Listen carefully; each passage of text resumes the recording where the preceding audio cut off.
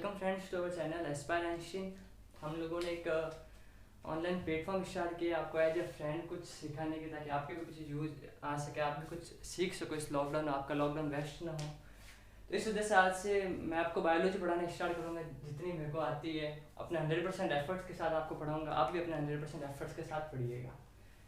तो एक्चुअली मैं biology subject की बात बताऊं तो बायोलॉजी में क्या होता है कि अपन को अपने बारे में ही पढ़ना है, जो अपन के शरीर के अंदर हो रहा है अपन को खुद को ही जानना है। तो इसको इतना रटने की वगैरह जरूरत नहीं है, अपन के अंदर क्या हो रहा है उसको फील करके पढ़ना है। क्या करके पढ़ना है? फील करके कि अपन के अंदर क्या हो रहा है। ओके, तो आज अपन बायोलॉजी की स्टार्ट करते हैं ह्यूमन डाइजेस्टिव सिस्टम। आपको पता ही होगा जो हमारी ह्यूमन बॉडी होती है वो बेसिकली 5 सिस्टम मिलाकर चलाते हैं। जो टोटल फंक्शंस होता है वो 5 सिस्टम करते हैं। Human digestive system, respiratory, circulatory, excretory and human nervous system. ठीक है, 5 सिस्टम मिलकर चलाते तो है, लेकिन इन पांचों सिस्टम का जो बेस होता है वो पांचों सिस्टम का बेस कौन होता है? Human digestive system. क्यों? क्योंकि ह्यूमन डाइजेस्टिव सिस्टम में क्या होता है कि अपन जो फूड खाते हैं उसका ब्रेकडाउन होता है, और उस ब्रेकडाउन होकर उससे अपन को एनर्जी मिलती है, और वो एनर्जी जो होती है वो बाकी जो 4 सिस्टम होते हैं उन 4 सिस्टम को चलाने में काम करते हैं। तो अपन खाना खाएंगे तभी तो पांचों सिस्टम काम करेंगे। तो इसीलिए आज अपन जो सबसे बेसिक टॉपिक है ह्यूमन डाइजेस्टिव सिस्टम, जो अपन 10th में भी पढ़ रखा है, 9th में भी पढ़ रखा है, 12th में वापस आ रखा है, तो अपन वापस पढ़ते हैं। तो स्टार्ट करते हैं human digestive system. Digestive system हो या पांचों सिस्टम से कौन सा भी सिस्टम हो, स्टार्ट कहाँ से होता है? फूड से। क्योंकि फूड जो है वो अपन की बेसिक रिक्वायरमेंट है। अपन फूड खाएंगे अपन को एनर्जी मिलेगी, एनर्जी मिलेगी अपन के सब सेल्स एक्टिव रहेंगे, सेल्स एक्टिव रहेंगे अपन काम कर पाएंगे। तो जो भी सिस्टम हो, पांचों सिस्टम का बेस क्या है? फूड। तो फूड को कहा गया है basic requirement of all living organisms. क्योंकि अगर अपन फूड ही नहीं खाएंगे तो अपन को एनर्जी नहीं मिलेगी, एनर्जी नहीं मिलेगी तो अपन के अंदर जो भली कितने ही अच्छे अपन के रेस्पिरेटरी सिस्टम है वर्क करना चाह रहा है, लेकिन फूड उसको एनर्जी नहीं मिलेगी तो वर्क नहीं कर पाएगा। तो बेसिक रिक्वायरमेंट कहा गया इसको, provide energy, growth of tissue. अपन इतने छोटे से इतने बड़े होते हैं, ग्रोथ ऑफ टिश्यू होती है, अपन के शरीर की ग्रोथ होती है, अपन फूड खाते हैं उसी से तो होती है। एंड रिपेयरिंग ऑफ टिश्यू, अपन बड़े हो गए, अपन की कहीं चोट वगैरह लग गई, कंटिन्यू ब्लीडिंग हो रही है, हाँ उसको रोकते तो प्लेटलेट्स है, लेकिन प्लेटलेट्स को एनर्जी कौन प्रोवाइड करवाता है? फूड। तो फूड को बेसिक रिक्वायरमेंट माना गया है कि जो भी अपन के पांचों सिस्टम का जो बेस है अपन के हमारे बॉडी का, कौन है? फूड। अपन फूड खाएंगे तो अपन के पांचों सिस्टम अच्छे से काम कर पाएंगे। अब डाइजेस्टिव सिस्टम अपन क्यों बढ़ रहे हैं? क्योंकि जो अपन फूड खा रहे हैं उसको जो बेसिक यूनिट होती है हमारी बॉडी की, सेल, वहां तक पहुंचाना। जैसे इतना बड़ा कोई अपन कोई पीस खा रहे, इतना बड़ा एक समोसा खा रहे फॉर एग्जाम्पल, तो इतने बड़े समोसे को इतने छोटे से सेल्स तक, जहाँ जो अपन देख भी नहीं पाते अपन नॉर्मल आइज से, वहां तक पहुंचाना। कैसे पहुंचाया जाए, कैसे पॉसिबल हो सकता है? तो जो ये पूरा मेथड होता है कि कैसे वो इतने बड़े समोसे को इतने छोटे लेवल तक तोड़ा, तो वो प्रोसेस अपन कौन से सिस्टम में पढ़ेंगे? डाइजेस्टिव सिस्टम के अंदर। ठीक है, तो बेसिकली डाइजेशन होता क्या है? मैक्रो मॉलिक्यूल का ब्रेकडाउन इनटू माइक्रो मॉलिक्यूल, या कॉम्प्लेक्स फॉर्म का breakdown into absorbable form. Macro molecule का ब्रेकडाउन इनटू माइक्रो मॉलिक्यूल, या कॉम्प्लेक्स फॉर्म का breakdown into absorbable form. Complex form और एब्जॉर्बेबल फॉर्म, और मैक्रो मॉलिक्यूल क्या है? कॉम्प्लेक्स फॉर्म मतलब बहुत कॉम्प्लेक्स, उसके अंदर सब कुछ भरा पड़ा है, उसके अंदर कार्बोहाइड्रेट है, उसके अंदर प्रोटीन है, उसके अंदर फैट है, उसके अंदर विटामिन है, सब कुछ उसके अंदर भरा पड़ा है। अपन को सबको अलग अलग करना है। कार्बोहाइड्रेट को अलग किया, उसको तोड़ा, फैट को अलग किया, उसको तोड़ा, स्टार्च को अलग किया, उसको तोड़ा, प्रोटीन को अलग किया, उसको तोड़ा। तो जो मैक्रो मॉलिक्यूल को माइक्रो मॉलिक्यूल के फॉर्म में कन्वर्ट करने का जो प्रोसेस होता है उसको क्या बोलते हैं? Digestion. The process in which macro molecule is converted into micro molecule with the help of enzymes and digestive juices is known as digestion. Absorbable form, अपन ने इतना बड़ा समोसा खाया तो इतना बड़ा समोसा तो सीधा सेल के अंदर जा नहीं पाएगा, क्योंकि सेल की साइज कितनी छोटी होती है, अपन को देख भी नहीं पाते अपन नॉर्मल आई से। तो और समोसों को तो आराम से देख पाते, इतना बड़ा समोसा हर सेल तक पहुंचाना उसका जो न्यूट्रिएंट्स है, तो कैसे पहुंचाएंगे? तो उसको ब्रेक डाउन करेंगे। कौन से प्रोसेस से करेंगे? By the process of digestion.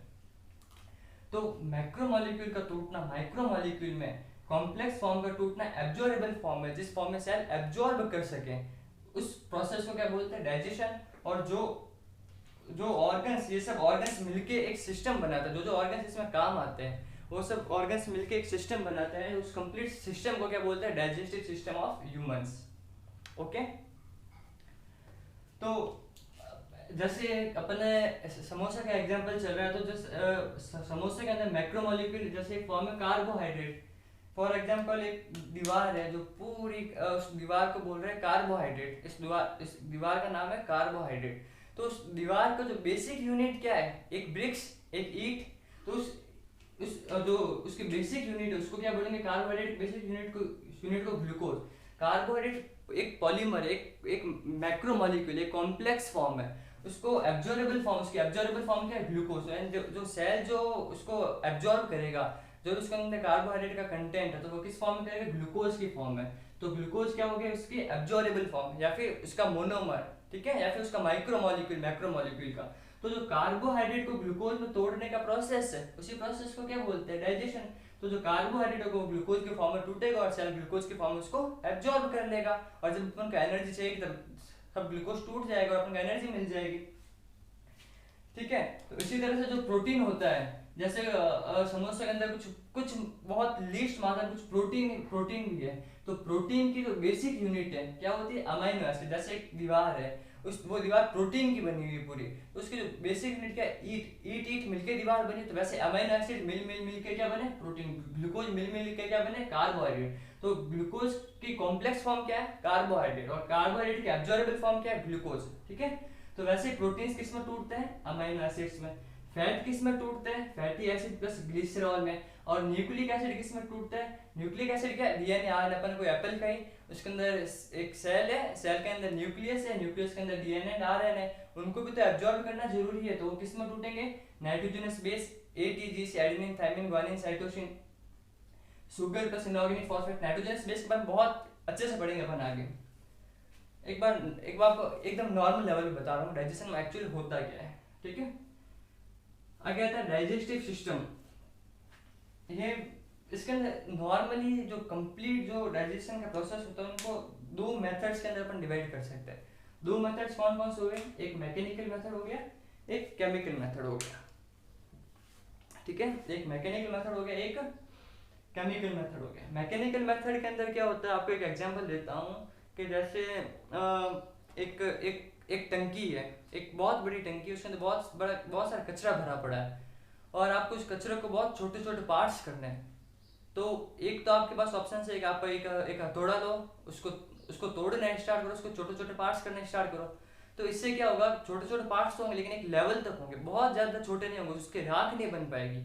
और अगर अपन उसकी राख बनाने तो अपन क्या करेंगे, उसको फिर तेजाब डाल देंगे तो और ज़्यादा छोटे छोटे हो जाएंगे और पूरा एकदम डिस्ट्रॉय हो जाएगा, ठीक है। तो जो अपन हथौड़ा लेके तोड़ा वो कौन सा मेथड हो गया, मैकेनिकल मेथड। और जो अपन तेजाब डाला वो कौन सा मेथड हो गया, केमिकल मेथड। तो अपन के डाइजेशन में भी कुछ ऐसा ही होता है।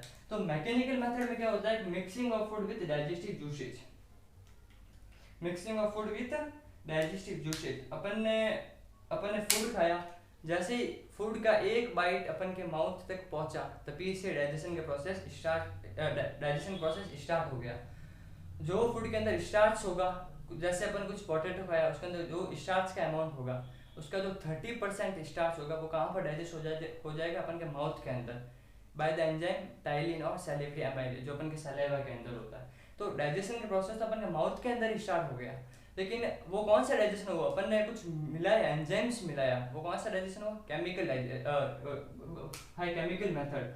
तो मैकेनिकल मेथड क्या हुआ, मैकेनिकल मेथड अपन उसको उसके साथ मिक्स किया, अपन ने दांतों से उसको चबाया, फूड को तोड़ा, उस जो टाइलिन निकला उसको उसके साथ मिक्स किया, फिर वो फूड पहुंचा अपन के स्टमक के अंदर। अब स्टमक के अंदर तो बहुत सारे एंजाइम्स रिलीज होते हैं, फॉर एग्जांपल HCl रिलीज हो गया, फॉर एग्जांपल पेप्सिन रिलीज हो गया। तो फूड इतना सारा, और HCl तो बहुत कम मात्रा में रिलीज होता है, तो इतने सारे फूड को उस HCl में मिक्स करना by the help of peristalsis movement. अब पेरिस्टालसिस मूवमेंट क्या होता है, एक्चुअली पेरिस्टालसिस मूवमेंट अपन के इसोफेगस से लेके अपन के पूरी एलिमेंट्री कैनाल में पेरिस्टालसिस मूवमेंट चलते हैं। होता है क्या पेरिस्टालसिस मूवमेंट, जो अपन का फूड होता है ना आगे बढ़ता जाता है ना, आगे से यहाँ से, तो वो पेरिस्टालसिस मूवमेंट के थ्रू बढ़ता है। कैसे बढ़ता है, जैसे ये पेरिस्टालसिस मूवमेंट में आपको कुछ इस तरह से होता है, जैसे ये हुआ, ये थोड़ा आगे बढ़ा, ये हुआ, ये थोड़ा आगे बढ़ा, ये हुआ, पीछे हुआ, वापस थोड़ा आगे बढ़ा। और अच्छे से आपको अगर समझा पाऊँ तो जैसे एक एक पायजामा होता है उसका कुछ एक नॉर्मल लैंग्वेज में समझा रहा हूँ। एक पायजामा होता है उसका जो होता है ना धागा अंदर डाला जो उसको नॉर्मल लैंग्वेज में हाड़ा बोलते हैं। तो वो बाई चांस बाहर निकल जाए तो उसके अपन कैसे अंदर डालते हैं वापस एक सुई ली उसके अंदर वो पायजामा के अंदर डाला, थोड़ा पायजामा को अपन ने पीछे खींचा, फिर वापस सुई को आगे बढ़ा ली, वापस पीछे खींचा, वापस सुई को आगे बढ़ा लिया, ऐसे करते हैं। तो पेरिस्टालसिस भी ऐसे होता है। जो इसोफेगस होगा पहले कॉन्ट्रैक्ट होगा पीछे, फिर वापस ऐसे आगे बढ़ेगा, वापस कॉन्ट्रैक्ट होगा, फिर वापस ऐसे आगे बढ़ेगा, वापस कॉन्ट्रैक्ट होगा, वापस ऐसे आगे बढ़ेगा। तो ये पेरिस्टालसिस मूवमेंट अपन के पूरे एलिमेंट्री कैनाल के अंदर होता है। ठीक है। तो स्टमक के अंदर भी पेरिस्टालसिस सबसे मैक्सिमम अमाउंट में पेरिस्टालसिस मूवमेंट कहाँ पर होता है? स्टमक के अंदर, क्योंकि वहाँ पे सबसे ज्यादा देर तक फूड स्टोर रहता है। तो उसको जो फूड जो डाइजेस्टिव जूस होता है जो एंजाइम्स होते हैं उसको उसके साथ मिक्स करना होता है। तो मिक्स कैसे? जैसे कोई किसी को कोई कुछ मिक्स करना है तो मिक्स करने के लिए अपन क्या करता है कि उसको पूरा उथल पुथल करना पड़ता है। जो अपन पेट के अंदर ये होता है कि जो मसल्स होते हैं ना, मसल्स पूरा ऊपर नीचे ऐसे वैसे वैसे करके जो जूस एक एज ए मिक्सचर कुछ मिक्स करना हो ना अपन को किसी के अंदर, तो बहुत पेरिस्टालसिस मूवमेंट सबसे मैक्सिमम अमाउंट में पेरिस्टालसिस मूवमेंट कहाँ होते हैं? अपन के स्टमक के अंदर। तो जो डाइजेस्टिव जूस होता है उसको फूड के अंदर मिक्स करने के लिए पेरिस्टालसिस मूवमेंट होता है। तो वो कौन सा मेथड हो गया? Mechanical method, mixing of food with digestive juices. और केमिकल मेथड कौन सा होगा? Break down of food by enzymes. Enzymes निकले स्टमक से, उससे फूड का ब्रेक डाउन हुआ, वो कौन सा मेथड हो गया? Chemical method. और उसको उसके साथ मिक्स करना, वो कौन सा मेथड हो गया? Mechanical method. समझे? चलो आगे अपन लेते हैं ह्यूमन डाइजेस्टिव सिस्टम को। कुछ बहुत वाइड डाइजेस्टिव सिस्टम, अपन उसको सिर्फ दो पार्ट्स में डिवाइड कर सकते हैं। पहला पार्ट आता है एलिमेंट्री कैनाल और दूसरा पार्ट होता है डाइजेस्टिव ग्लैंड। पहला पार्ट कौन सा होता है? एलिमेंट्री कैनाल, दूसरा पार्ट होता है डाइजेस्टिव ग्लैंड। अब एलिमेंट्री कैनाल क्या होती है? एक कंटिन्यूअस कैनाल होती है, एक कंटिन्यूअस ट्यूब होती है, एक कंटिन्यूअस कैनाल होती है, अपन के माउथ से स्टार्ट हो जाती है थ्रू एनस तक।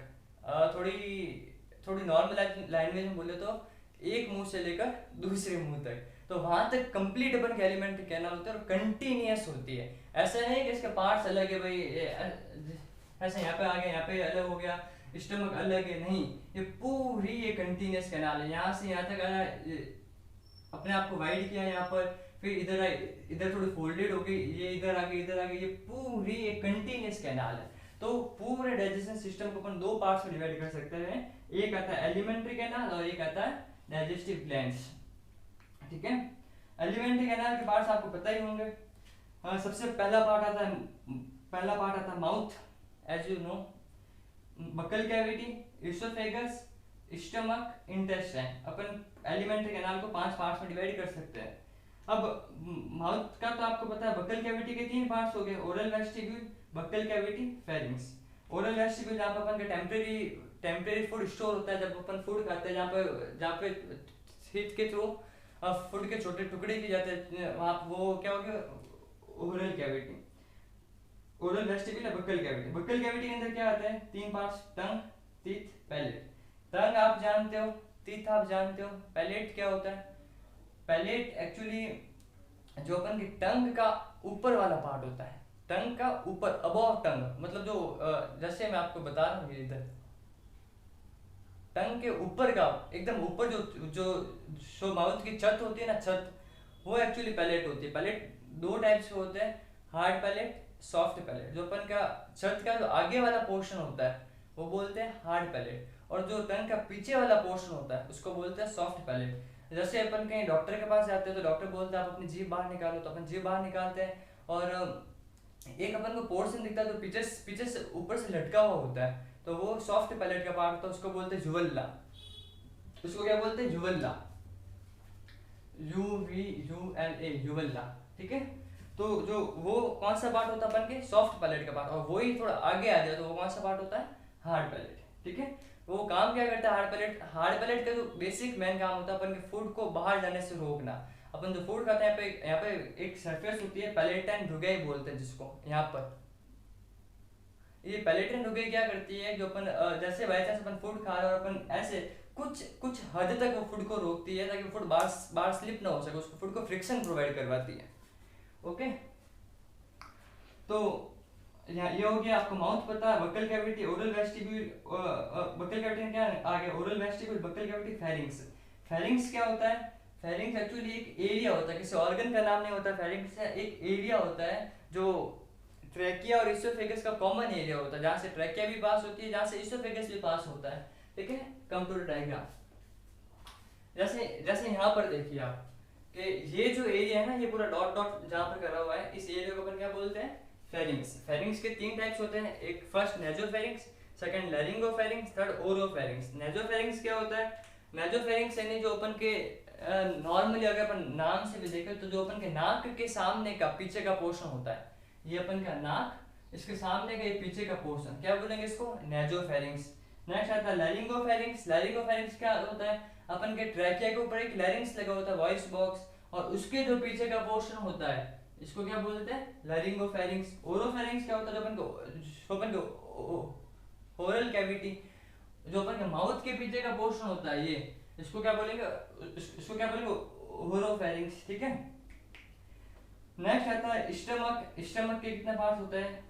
देखो, जो normally cardiac, fundus, body, pylorus. ठीक है। अब कोई कोई बुक में इसके 3 पार्ट्स बताए गए, कोई कोई बुक में इसके 4 पार्ट्स बताए गए, वैसे कोई फर्क नहीं पड़ता है। ठीक है, तो आप नॉर्मली याद रख सकते हो, तो कार्डियक, फंडस, बॉडी, पाइलोरस। अगर आपकी बुक में 3 पार्ट्स दिए हुए तो आपकी बुक में ये पार्ट नहीं दिया हुआ होगा, बॉडी, कार्डियक, फंडस और पाइलोरस, पाइलोरस पार्ट दिया होगा, तो आप वैसे भी याद रख सकते हो, ज्यादा कोई फर्क नहीं पड़ेगा इससे। ठीक है, आगे मैं बताऊंगा कौन कौन से पार्ट होता है कार्डियक वगैरह। चलो अभी बता देता हूँ। जो ऊपर का पार्ट होता है ना, ये वाला, ये पार्ट कौन सा होता है? कार्डियक। ठीक है, और जो ये साइड का पार्ट होता है, ये कौन सा होता है? फंडस। और जो ये वाला पार्ट होता है, ये कौन सा होता है? पाइलोरस। और ये वाला पार्ट कौन सा होता है? बॉडी। कुछ कुछ बुक्स के अंदर इसको पूरा फंडस बताया गया है, और कुछ कुछ बुक्स के अंदर इसको फंडस को अलग बताया गया, बॉडी को अलग बताया गया। ठीक है, आगे आते हैं आपके इंटेस्टाइन। इंटेस्टाइन 2 टाइप की होती है, 2 पार्ट्स में डिवाइड कर रखा है। एक्चुअली पूरी एलिमेंट्री कैनाल, ये कंटिन्यूअस कैनाल, आप समझना, ऐसा नहीं कि इंटेस्टाइन कुछ अलग पार्ट है, नहीं, अपन की कंटिन्यू, इसोफेगस ही आगे जाके इंटेस्टाइन बन रहा है, इसोफेगस ही आगे जाके ये स्टमक बन रहा है, सब कुछ एक कंटिन्यूअस कैनाल है। ठीक है, तो इंटेस्टाइन भी कितने टाइप्स के हो गए? Small intestine, large intestine. Small intestine के 3 parts, duodenum, jejunum, ileum. Large intestine के 3 पार्ट्स, सीकम, कोलोन और रेक्टम। अपन आएंगे आगे। ठीक है, आगे आता है डाइजेस्टिव ग्लैंड्स। डाइजेस्टिव ग्लैंड्स क्या होती है? मैंने बोला था कि मैकेनिकल मेथड हो गया, mechanical method of digestion, chemical method of digestion. Mechanical method है mixing of food with digestive juices, और उसको मैकेनिकल मेथड से तोड़ना, जैसा अपन के टीथ करते हैं, और जो स्टमक के अंदर पेरिस्टालसिस होता है, उससे जो जो डाइजेस्टिव जूस होता है वो फूड के साथ मिक्स हो जाता है, तो उसको मैकेनिकल मेथड बोल दिया। अब केमिकल मेथड क्या होता है? जो जो जूस में तो कोई सिक्रेट करेगा ना, तो केमिकल मेथड ऑफ डाइजेशन में क्या होता है? जो फूड को तोड़ना with the help of enzymes, digestive juices. तो जो डाइजेस्टिव ग्लैंड्स किसको बोलते हैं? जो एंजाइम्स या डाइजेस्टिव जूस सीक्रेट करते हैं which helps in digestion, in the process of digestion. जैसे सैलिवरी ग्लैंड हो गए, सैलिवरी ग्लैंड नॉर्मली एक एंजाइम सीक्रेट करती है, टाइलिन सैलिवरी अमाइलेज, जो किसका डाइजेशन करती है? स्टार्च का। जैसे अपन ने कोई चीज खाई जिसके अंदर 100% स्टार्च है, तो उसका 30% पार्ट कहाँ पर डाइजेस्ट हो जाएगा? अपन के माउथ के अंदर। माउथ के अंदर सिर्फ 30% होता है, और जो पीछे का जो 70% बचा है वो कहाँ पे जाकर डाइजेस्ट होगा? अपन के स्मॉल इंटेस्टाइन के ड्यूडेनियम पार्ट के अंदर। ठीक है, गैस्ट्रिक ग्लैंड्स। गैस्ट्रिक ग्लैंड्स जो अपन के स्टमक के अंदर ग्लैंड्स होती है, जो HCl का सीक्रेट करती है, जो पेप्सिन का सीक्रेट करती है, तो वो जो अपन स्टमक के अंदर जो डाइजेस्टिव जूसेज का सीक्रेट करती है, उसको क्या बोलेंगे? Gastric glands. गैस्ट्रिक वर्ड जहां पर भी है उसका मतलब क्या होता है? स्टमक से रिलेटेड है। ठीक है, इंटेस्टाइनल ग्लैंड्स। इंटेस्टाइनल ग्लैंड्स जो अपन इंटेस्टाइन के अंदर जो जूसेस का सीक्रेट करती है, उसको क्या बोलेंगे? Intestinal gland. जैसे जैसे ड्यूडेनियम सीक्रेट करते हैं एंटेरोकाइनेज का, और भी बहुत सारे एग्जांपल है, ट्रिप्सिनोजन, काइमोट्रिप्सिनोजन, कार्बोक्सीपेप्टिडेज, बहुत सारे example upon physiology of digestion में और अच्छे से पढ़ेंगे। ठीक है, तो इंटेस्टाइनल ग्लैंड्स का हो गया। आगे आता है लिवर, और लिवर मेनली क्या सीक्रेट करता है? बाइल। ठीक है, और आगे आगे पेनक्रियाज। पेनक्रियाज इंसुलिन हो गया, ग्लूकागॉन हो गया, इन सब का सीक्रेट करती है। ठीक है, तो ये डाइजेस्टिव ग्लैंड्स क्या करते हैं? ये किसमें हेल्प करते हैं? Chemical method of digestion. Digestive juice और डाइजेस्टिव एंजाइम्स का सीक्रेट करेगी, इससे अपन का फूड ब्रेक होगा, बहुत छोटे छोटे पार्ट्स में ब्रेक होगा। कार्बोहाइड्रेट्स ब्रेक होगा ग्लूकोज में, कौन करेंगे? ये सब मिलाकर करेंगे। जो डाइजेस्टिव ग्लैंड्स होंगे डाइजेस्टिव जूस सिक्रेट करेंगे, उससे कार्बोहाइड्रेट इसमें टूट जाएगा, टूटते टूटते टूटते फाइनल लेवल क्या होगा इसका, ग्लूकोज। इस तरह से प्रोटीन, अमीनो एसिड्स में, फैट इसमें, न्यूक्लिक एसिड इनमें, इस तरह से टूटते जाएंगे आगे, ठीक है। तो आगे आते हैं अपन सैलिवरी ग्लैंड्स के बारे में थोड़ा देखते हैं। सैलिवरी ग्लैंड्स जो होती है 3 तरह की होती है, 3 टाइप्स की होती है। पैरोटिड ग्लैंड, सब मैक्सिलरी या सब मैंडिबुलर ग्लैंड एंड सब लिंगुअल ग्लैंड, ठीक है। ये रही आपकी पैरोटिड ग्लैंड और ये रही आपकी सब मैक्सिलरी और सब लिंगुअल और सब मैंडिबुलर ग्लैंड और ये रही आपकी सब लिंगुअल ग्लैंड, ठीक है। पैरोटिड ग्लैंड, पैरोटिड अपन के जो कान के पास का जो इलाका होता है ना, इसको पैरोटिड लोब ऑफ ब्रेन बोलते हैं। यहाँ पे पैरोटिड एक बोन होती है, उस पैरोटिड बोन के पास एक ग्लैंड होती है, उसको क्या बोलते हैं, पैरोटिड ग्लैंड। आप नॉर्मल याद रख सकते हो, अपन के कान के नीचे की साइड एक ग्लैंड होती है, उसको क्या बोलते हैं अपन, पैरोटिड ग्लैंड। और ये लार्जेस्ट इन साइज होती है। सबसे लार्जेस्ट सैलिवरी ग्लैंड कौन सी हो गई, पैरोटिड ग्लैंड, ठीक है। आगे आते हैं सब मैक्सिलरी और सब मैंडिबुलर ग्लैंड। सब मैंडिबुलर ग्लैंड अपन के ये जो जॉ बोन होती है ना, ये वाली, इसको क्या बोलते हैं, इसको क्या बोलते हैं, मैंडिबल। और इसके नीचे सब वर्ड जहां पर भी है ना, सब उसका मतलब होता है उसके नीचे। तो मैंडिबल बोन के नीचे कौन सी ग्लैंड होगी, सब मैंडिबुलर ग्लैंड और सब मैक्सिलरी ग्लैंड, ठीक है। आगे आता है सब लिंगुअल ग्लैंड, और जहां पर भी वर्ड लिंगुअल है, लिंगुअल का मतलब क्या होता है, जीभ, टंग। तो सब लिंगुअल यानी जीभ के नीचे, सब का मतलब नीचे, लिंगुअल मतलब टंग, तो उसके नीचे जो ग्लैंड होती है उसको क्या बोलते हैं, सब लिंगुअल सैलिवरी ग्लैंड, ठीक है। अब एक यहाँ पे चीज ध्यान रखने की ये बात है, पैरोटिड ग्लैंड है तो सबसे साइज में लार्जेस्ट, पैरोटिड ग्लैंड है तो सबसे साइज में लार्जेस्ट, लेकिन सबसे मैक्सिमम अमाउंट में सलीवा कौन सीक्रेट करती है, सब मैक्सिलरी ग्लैंड और सब मैंडिबुलर ग्लैंड। ये कोई जरूरी नहीं है कि पैरोटिड ग्लैंड लार्जेस्ट ग्लैंड है तो सबसे ज्यादा अमाउंट में सलीवा सीक्रेट करती होगी, नहीं। सबसे ज्यादा अमाउंट में सलीवा कौन सीक्रेट करती है, सब मैक्सिलरी और सब मैंडिबुलर ग्लैंड, ठीक है। माउथ आपको पता होगा, फेरिंग्स मैंने आपको बता दिया 3 टाइप्स के, कौन से, हेजो, लैरिंगो, ओरो, ठीक है। आगे आता है इसोफेगस। इसोफेगस जो अपन का फूड पाइप, जिसके थ्रू अपन का फूड जो होता है कहाँ तक पहुंचता है, स्टमक तक, ठीक है। आगे आता है स्टमक, जो जे शेप का स्ट्रक्चर होता है, मैंने आपको बता दिया, कार्डियक, फंडस, बॉडी पाइलोरस। एक बीच में स्ट्रक्चर होता है डायफ्राम। डायफ्राम का बेसिक फंक्शन तो अपन रेस्पिरेटरी सिस्टम के अंदर पढ़ेंगे, लेकिन यहाँ पे आपको थोड़ा सा बता देता हूँ मैं कि जो अपन की थोरेसिक कैविटी होती है, जहाँ पर अपन के लंग्स, हार्ट प्रेजेंट होता है, और जो अपन की एब्डोमिनल कैविटी होती है जहाँ पर अपन डाइजेशन का प्रोसेस चलता है, उन दोनों को सेपरेट कौन करता है, डायफ्राम। तो एक सेप्टम बोल सकते हैं, एक दीवार बोल सकते हैं दोनों के बीच में, जो दोनों को सेपरेट कर रही है, ठीक है। एक मस्कुलर स्ट्रक्चर होता है जिसका बेसिक फंक्शन यहाँ पर होता है रेस्पिरेटरी सिस्टम के अंदर, अपन वहां पर पढ़ेंगे, लेकिन आपको इतना ध्यान रखना है दोनों को सेपरेट करती है, ठीक है। डायफ्राम हो गया, स्टमक हो गया, और ये liver is the biochemical factory of the digestion. जितने भी तरह के केमिकल्स है, जितने भी तरह के एंजाइम्स वगैरह, जो सब कुछ है कहाँ बनता है, अपन के लिवर के अंदर। तो लिवर को chemical factory of human body भी कहा गया है, जहाँ पर सब केमिकल्स बनते हैं ह्यूमन बॉडी के, biochemical factory of human body. किसको कहेंगे, लिवर। और अच्छे से पढ़ेंगे जब अपन लिवर का टॉपिक पढ़ेंगे, ठीक है। लिवर सीक्रेट करता है बाइल जूस को, कंसंट्रेट कौन करता है, गॉल ब्लैडर, जो लिवर के जस्ट नीचे लगा होता है, ठीक है।